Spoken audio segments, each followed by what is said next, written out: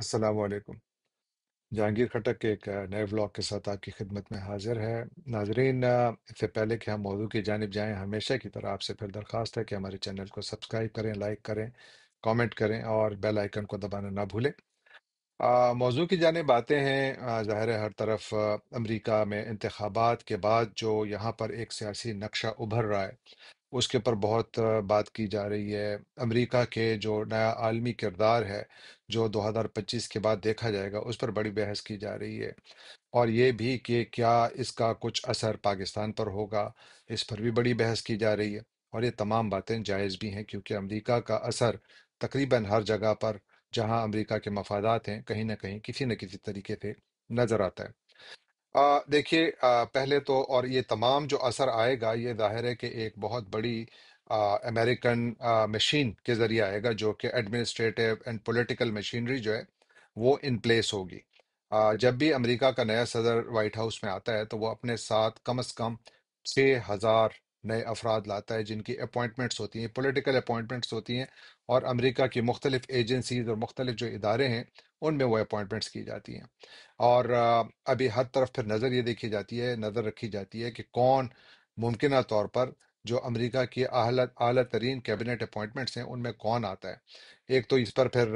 نظر رکھی جاتی ہے، پھر یہ بھی دیکھا جاتا ہے کہ وائبس کیا آ رہی ہیں۔ یعنی اگر وہ لوگ جو کہ پہلے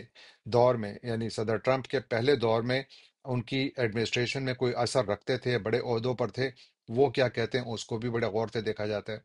اسی لیے میں پہلے پاکستان سے شروع کر کے پھر یہاں آتا ہوں۔ پاکستان میں بڑی بحث چل رہی ہے کہ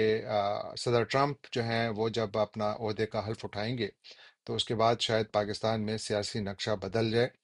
اور امریکہ کا پاکستان پر پریشر آ جائے۔ یعنی وہ باتیں جو کہہ رہے ہیں کہ جی فون آنے والا ہے، تو کیا وہ فون آئے گا؟ میرا یہ خیال ہے کہ بہت ساری جو ایسی آپ کو انڈیکیشنز مل رہی ہیں وہ یہی ہیں کہ شاید پاکستان کے اوپر پریشر آئے، اور اس کی جو اظہار ہے وہ میں پہلے بھی اپنے ولاگ میں اس کا ذکر کر چکا ہوں اور ایک دفعہ دوبارہ بھی کر دوں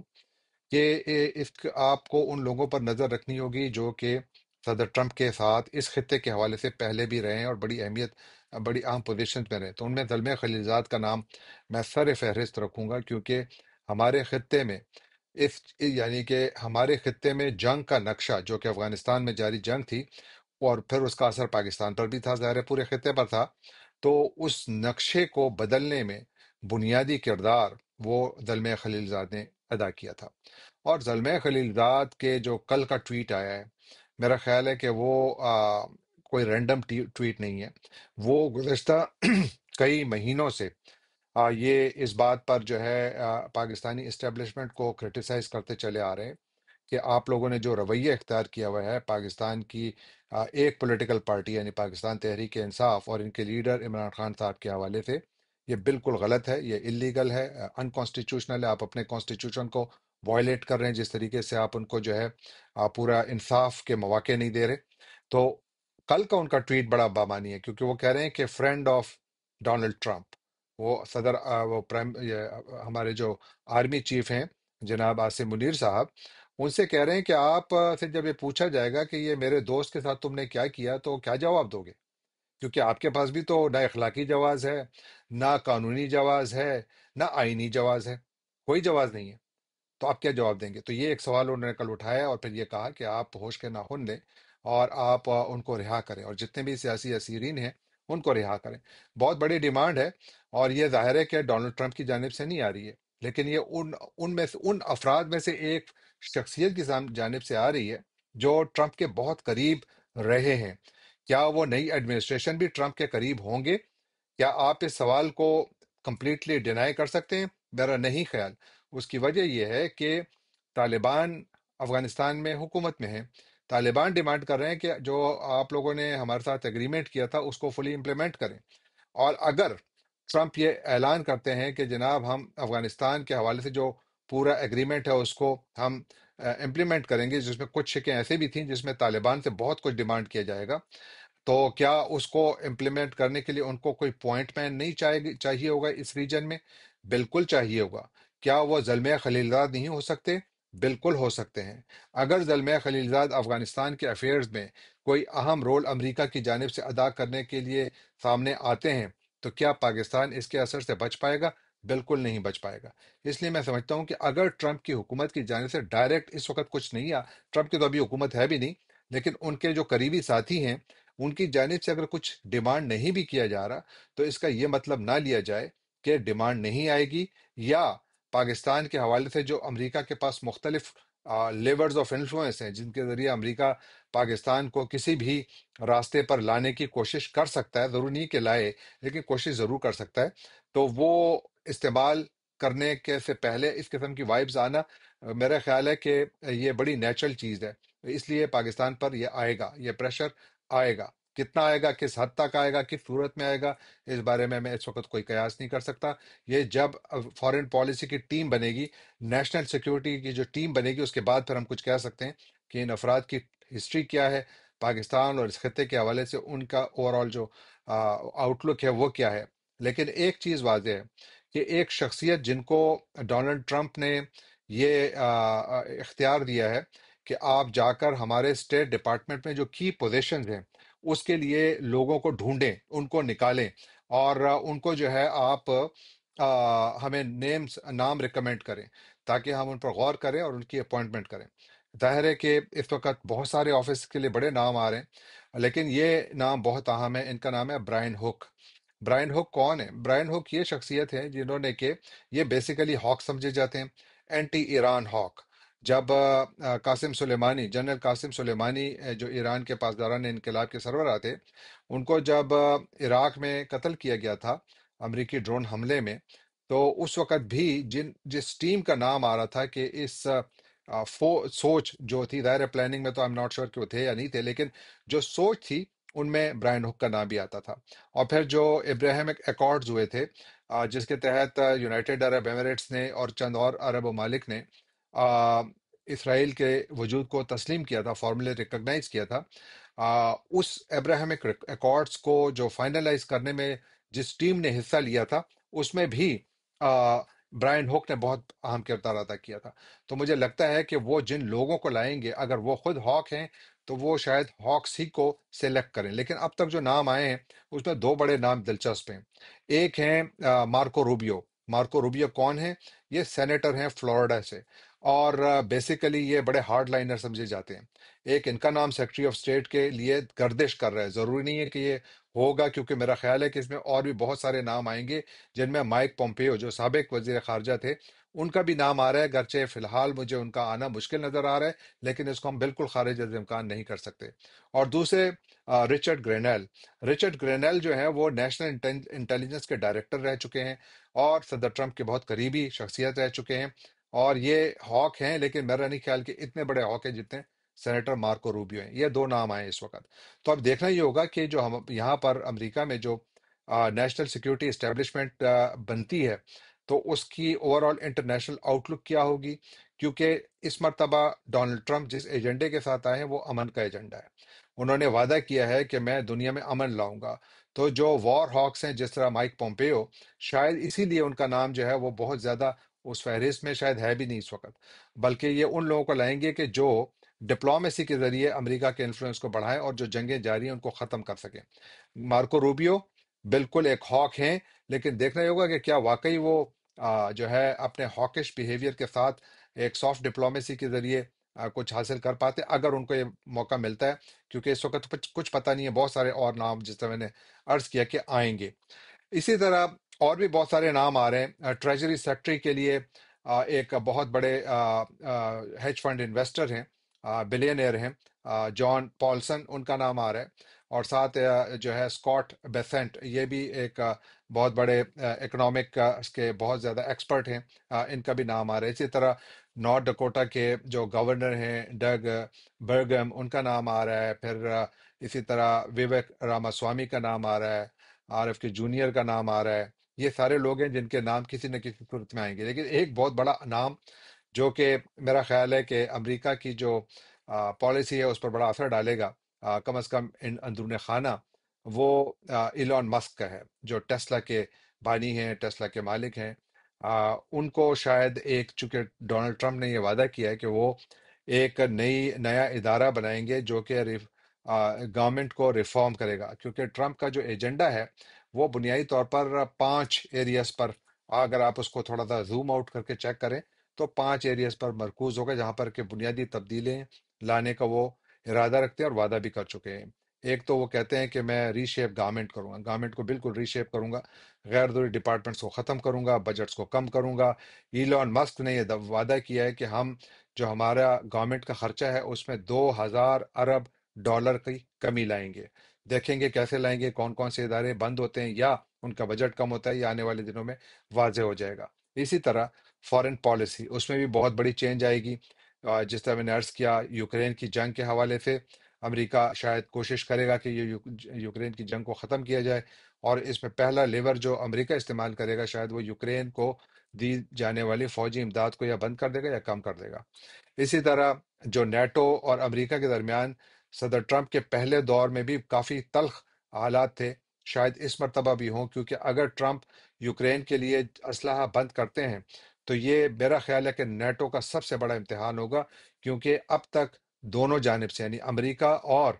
نیٹو کی جانب، یورپین یونین کی جانب سے یا یورپین کنٹریز جتنی بھی ہیں جو امریکہ کے ساتھ الائنڈ ہیں، امریکہ نے اب تک 171 ارب ڈالر اقتصادی اور فوجی امداد کی صورت میں یوکرین کو دیے، جبکہ یورپ نے، جن میں سب سے بڑا شیئر شاید جرمنی کا ہے، انہوں نے 170 ارب ڈالر امداد، اقتصادی اور فوجی امداد کی صورت میں یوکرین کو دیے۔ تو اگر امریکہ یہ امداد کٹ کرتا ہے تو اس کا اثر جنگ پر تو ہوگا ہی ہوگا، لیکن یہ بھی اثر دیکھنا پڑے گا کہ جو یورپین باقی ممالک ہیں کیا وہاں پر بھی یہ اثر آئے گا۔ مجھے لگتا ہے کہ آئے گا، کیونکہ سب کو یہ معلوم ہے کہ اگر 340 ارب ڈالر ایک جنگ میں جھونکنے کے بعد بھی یوکرین اپنی زمین کا 20% رشیا کے سامنے گنوا رہا ہے، تو اس بات کو ہم بالکل یعنی یہ سوچنا بھی بیوقوفی ہوگی کہ یوکرین اتنی بڑے امداد کے کٹ، فوجی امداد کے کٹ کے بعد اس قابل ہوگا کہ وہ وہاں پر جنگ جیت پائے۔ تو اس لیے میرا خیال ہے کہ نیٹو بھی بڑا پریشر آئے گا۔ آ،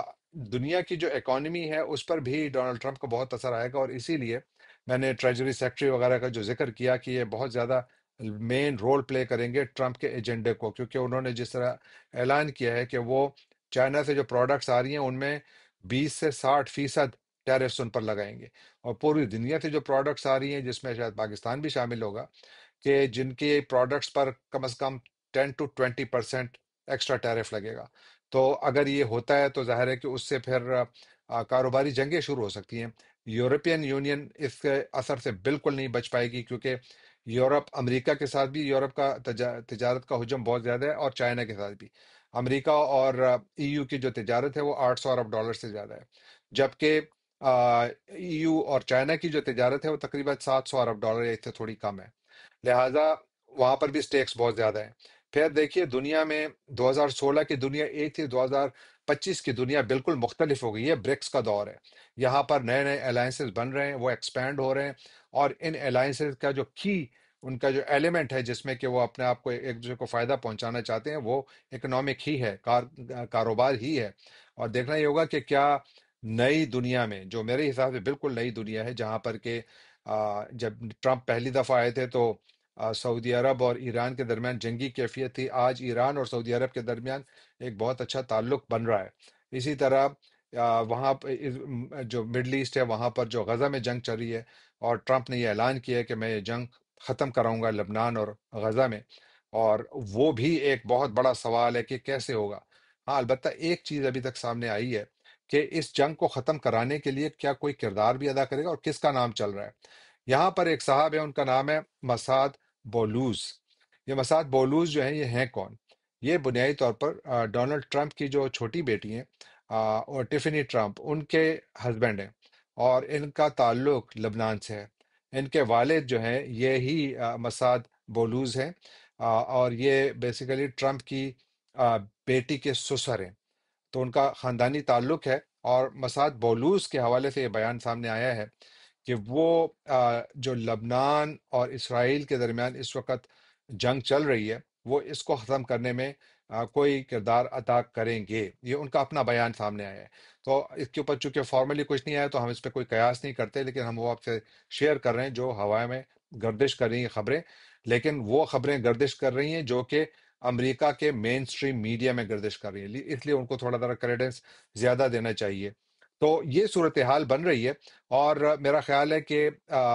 امریکہ کا جو صحت عامہ کا نظام ہے اس میں بھی بہت زیادہ فرق پڑے گا۔ میں نے آپ کو جس طرح عرض کیا کہ 5 ایریاز ہیں میرے خیال میں کہ جن میں ہم کو بہت بڑی تبدیلیاں نظر آئیں گی۔ ری شیپنگ دا گورنمنٹ، گورنمنٹ کا جو سسٹم ہے اس میں چینجز آئیں گی۔ فارن پالیسی میں نے عرض کیا چینجز آئیں گی۔ نیشنل سیکیورٹی پالیسی، یہ بھی ایک بہت بڑا ایک سوال ہے، کیونکہ ڈونلڈ ٹرمپ نے جو ہے وہ سیکیور بارڈرز کا وعدہ کیا ہے، اور انہوں نے یہ وعدہ کیا ہے کہ میں ماس ڈیپورٹیشنز کروں گا، ایسی ڈیپورٹیشنز کروں گا کہ جو امریکی تاریخ میں شاید نہ دیکھی گئی ہوں۔ اور وہ یہ کہ جو امیگریشن کا جو نظام ہے اس میں وہ بنیادی تبدیلیاں لائیں گے۔ دیکھنا یہ ہوگا کہ اب کیا تبدیلیاں لاتے ہیں، کیونکہ ان تمام چیز کا تعلق جو آپ کے domestic national security, over all national security صرف ڈومیسٹک نہیں ہوتی ہے، اوور آل آپ پوری دنیا کے ساتھ تعلق کی بنیاد پر بناتے ہیں، لیکن یہ اس کا ایک وہ آسپیکٹ ہے جو کہ میرے خیال میں یہاں پر نظر آئے گا کہ جو بہت زیادہ ٹف لائن لیں گے وہ جو انلیگل انڈاکیومنٹڈ امیگرینٹس ہیں امریکہ کے اندر۔ پھر اکنامک سفیئر میں نے آپ سے ذکر کیا کہ جس طریقے سے وہ ایک اکنامک نیشنلزم کی بنیاد پر ایک مسکولر پالیسی کو بنانے کے لیے بالکل ارادہ رکھتے ہیں، اور اس کا اثر یقیناً امریکہ کی نہیں بلکہ دنیا کی اکانومی پر نظر آئے گا۔ اور پھر ڈومیسٹک افیئرز جو وہی جو کہ بنیادی طور پر امیگریشن بھی اس میں آتی ہے، اسقاط حمل بھی اس کے اندر آتا ہے، اس کے اندر آپ کا جو صحت عامہ کا نظام ہے وہ بھی آتا ہے، بہت کچھ اس کے اندر چینجز نظر آ رہی ہیں۔ اور ایلون مسک، اور جو انٹرنیشنل لیول پر ایک چیز جو بڑی انٹرسٹنگ ہے، وہ جو مجھے نظر آ رہا ہے کہ کافی اس میں شاید کہیں اختلاف نظر آئے، اگر